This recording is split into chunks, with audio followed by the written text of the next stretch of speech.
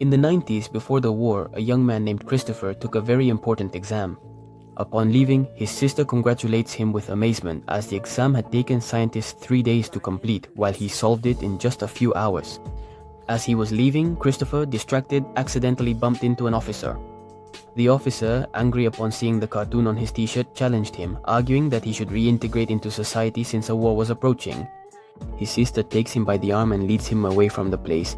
As they walked, Christopher confesses to his sister that he took the exam only because of their parents' demands and that he had no intention of attending university unless she accompanied him. His sister, with a smile, responds that it doesn't matter if he was on the moon or anywhere else, they would always be connected.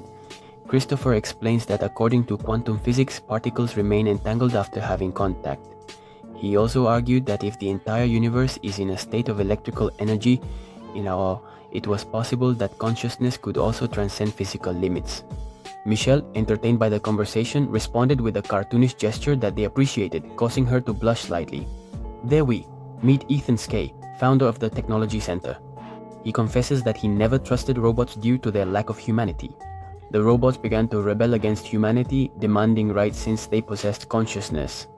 After 2 years of war, humanity was on the brink of extinction, until Ethan Skate developed the Neuroslay, which allowed humans to control mechanical bodies. Thus, in a few weeks, they managed to defeat the robots. After the defeat, the robots signed their surrender and were sent to an isolated place in the desert. After the war, the neural link stopped being used for combat and became an object of daily use. This divided consciousness, allowing people to do two things at once. In the year 1994, we see Michelle living with a man named Ted, with whom she had constant arguments. In high school, Michelle rejected the use of technology as the principal threatened to contact her parents. However, Michelle asked them to check her records. Upon doing so, the principal discovers that her entire family had died in a car accident and she was the only survivor. That night, Michelle notices the silhouette of a robot in the yard. Terrified, she ends up taking refuge in her room. The robot finds her but showed no signs of aggression. When trying to communicate, she noticed that the robot couldn't speak. She decides to help, and by reconnecting a cable, she manages to fix it. The robot moved towards a photograph, where by pointing, it tried to explain to her that it was her brother in the body of a robot. The noises woke Ted, who, furious, wanted to get rid of the robot. Michelle tries to calm him down, but then Ted gives her a shove and the robot reacts immediately, returning the shove, causing Ted a slight bump on the head. Ted takes out his phone to report it, but then we see Michelle pull out a taser and knock him out. As they try to escape, Ted's neural link attempts to stop them, but they end up being hit by a car and they escape the scene. Michelle stops the car and the robot tries to communicate with her until she realizes that the robot is her brother Christopher. He explains that his body is still at the center's facilities. Michelle asks how to get there and the robot points, showing her the location on a map. She then remembered that she knew a trader who sold items to Ted, who came from Center and would surely know a way to get in. Michelle and Christopher set off on their journey by train. That night, they witnessed an illegal arms transaction.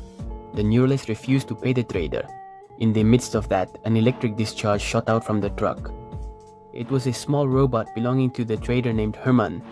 While they were distracted, Michelle and Christopher took the opportunity to get into the truck as the owner had access to the detention center. Meanwhile, we see the Neuralink still investigating the truck that Michelle had abandoned. In an attempt to find a better hiding spot, Christopher activated a mechanical decoration that sang, alerting Kay. They began to surround the area, leaving them cornered. Upon catching him, Michelle confesses that she needs to enter the detention center and in exchange, she wouldn't reveal their illegal activities. At that moment, they notice someone is coming up in the shelter's elevator. It is the same agent who had inspected Michelle's car. He belonged to the robotic deactivation unit. Pointing a weapon at Michelle, he said she was under arrest for theft, violation, and illegal protection of a robot. Kate signals her robot to attack, but the robot ends up using Kate as a shield. An intense fight breaks out between the robots. Michelle decides to surrender in exchange for Kate's freedom. At that moment, a huge metal claw fell from above, crushing him. They try to escape in some wagons, but the agent manages to free himself and counterattacks with a shot. Christopher and the robot try to stop him.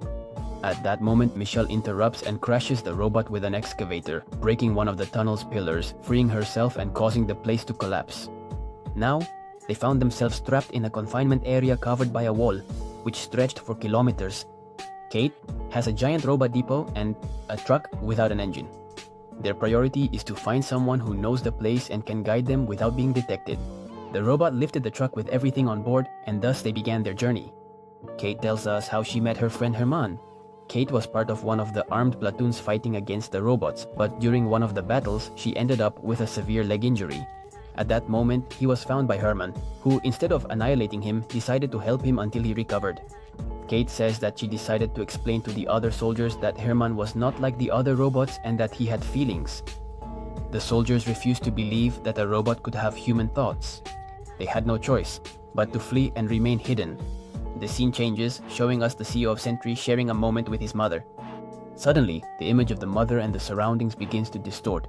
Frustrated, he abruptly removes the helmet and checks the Neuralink statistics. Ethan meets with a scientist to solve the problem. The scientists give him the worrying news that Christopher is missing. He considers his disappearance physically impossible. At a neuronal level, his consciousness has somehow disappeared from the system. Christopher so managed to dissolve the system and move to another place, and it is still unknown how he managed to do that. Ethan decided to contact the agent who had pursued Michelle and her brother, confessing that he was searching for a girl. The officer asked why they couldn't handle it themselves. He explains that he couldn't intervene in those places without proof that the robots are there. The deal was simple. The officer would have to obtain evidence of the robots' whereabouts or even capture them. In return, Ethan would reactivate his machine and provide drones for the mission. The agreement is completed and the machine is reactivated. Finally, the group arrives at the robot's base to seek information. However, they were attacked, bringing down the robot that was carrying them, and thus they were captured and taken as prisoners. The place coexisted as if it were humanity, but with the difference that they are machines with feelings. In that place, they were greeted by the Peanut-designed robot, who is the leader that had signed the surrender contract in past times. This is Mr. Pignot. Michelle asked if he knew the whereabouts of a doctor with glasses. As they walked, Michelle insisted that she urgently needed his help. Christopher was trapped somewhere while his consciousness was in that robot. Michelle wanted to quickly go in search of the doctor, but Kate convinced her to wait until dawn, as the desert at night was very dangerous because of the robots. Pirates inhabited the place. While they were resting, a mail delivery robot appeared and handed a postcard to Christopher, which said, "Find me." Mr. Pignot hears this and takes him along with a robot so they can get equipment and thus be able to travel through the desert. They followed the postal edition and arrived at an abandoned camp where they were attacked by scrap metal. At that moment, a door opens where they fall into an underground base. There was Dr. Anger. Michelle, furious, asks him if Christopher's sacrifice was necessary. The doctor shows her on the computer how Christopher intervened during the accident. In the recording, Christopher appeared in a coma, but the doctors found in him an unparalleled brain activity. It turns out that his mind was key to the Sentry projects, as his connection was perfect for synchronizing with the drones. Anger tried to remove him from Sentry, but Ethan expelled him. Before leaving, the doctor established an internal connection in Christopher's mind so he could escape and inserted the coordinates of the robotic utopia. Michelle tries to react, but the camera shows that the agent had located them and defeated Mr. Pignot, tearing off his hat where he had very important information. Meanwhile, upon being discovered, Dr. Anger sacrifices himself to protect them. At that moment, a drone controlled by Ethan appears, accusing them of having violated the treaty, and it fires with a misfortune: electric discharge. The agent captured Christopher and made it clear to Michelle that it would be better to return home. She returned to Rancho Azul and realized that many robots died trying to protect their home. We change scenes and see Christopher trapped in a capsule, but still alive. Ethan was considering returning his consciousness to his body to lock him up and avoid problems. Michelle comments that she wouldn't lose her brother for the third time. She gathered the robots and they decided to go rescue Christopher. Mr. Pignot asked why they kept fighting, and the answer was they longed for freedom. That night they headed to the center offices. Herman, with a giant robot, he began to hurl vehicles towards the office, drawing the attention of the drones. Meanwhile, Michelle took advantage of the distraction to infiltrate the offices in search of her brother, accompanied by the doctor's computer. Since it contained all the information while the others outside fought against the agents, the battle was immense. Michelle manages to reach her brother. She asked the computer how she can communicate with him. The only option was through his mind, and she had no choice but to put on a special helmet. Meanwhile, Mr. Pignot once again faced the people who were pursuing him. Pignot responded that freedom had no price. Upon hearing this, the agent lowered his weapon and confessed that he had met someone more cruel than the robots and ends up deactivating himself. we change scenes and we see Michelle, who manages to enter her brother Christopher's mind. She confesses to him that she had seen the outside world and all the damage he caused in his existence. She explained that the only way to stop him was by disconnecting him, but she confesses that Centre could not live without him, nor he without them. Michelle, in pain, knows this is true and that she will look for another way to save him. Meanwhile, outside, Kate and her robot are severely injured to the point that her friend can't hold on and ends up shutting down. Meanwhile, the computer was warning Michelle that she had to leave. Mr. Pino meets with Ethan, explaining that he is willing to renegotiate the treaty they had signed some time ago. Meanwhile, Michelle makes the decision to disconnect her brother for the good of the situation. Just when Kate was about to be killed by a drone, it loses connection with the system and ends up falling. The war had ended and the robots had won.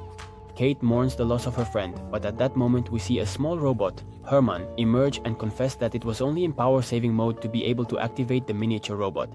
The robots were finally accepted by the community and Ethan was arrested for his crime of experimenting with Christopher.